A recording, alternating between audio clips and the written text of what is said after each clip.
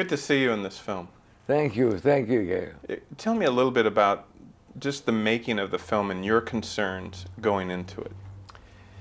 Well, you know, about 3.5 years ago, when I first had my stroke, I just babbled. I couldn't speak, and I assumed that was the end of my career as an actor.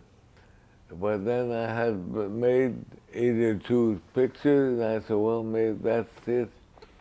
But I worked with a speech therapist, and then when I saw the script of Diamonds, I realized that nobody else could play it. That part was made for me, and I injected into it so much of what I felt in my own life. So I felt very, very close to the character and very close to the picture. And you know, working with my friend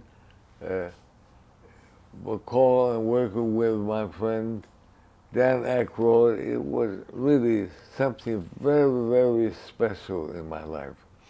There's a scene early in the movie where your grandson doesn't know how to act around you. After you had your stroke, did people not know how to act around you? Of course. You know, for example, they would say, how do you feel, Kirk? I said, well, I hear you. Yes, you know, a stroke is such like a mysterious thing. Now, I have been fortunate because my stroke affected my speech, but lots of people are paralyzed on the right side. Thank God I didn't have that problem, so I was able to play golf. But, you know, a stroke says they don't know when you're going to flop over and die. Mm-hmm.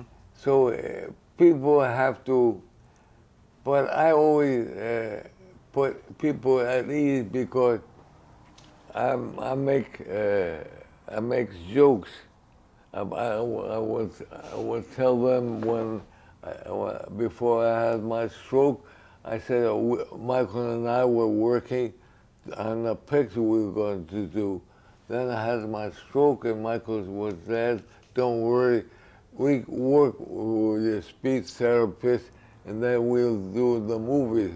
And that made me mad. I said, Michael, why don't you work with my speech therapist?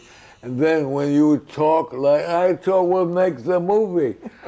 So he laughed, I laughed.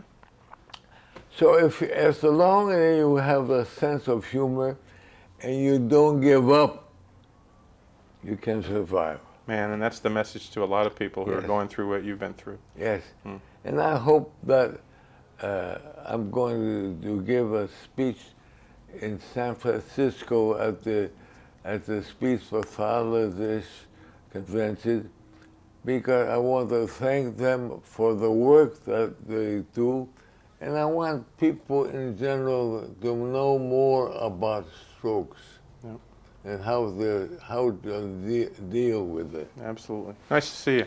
Thank you.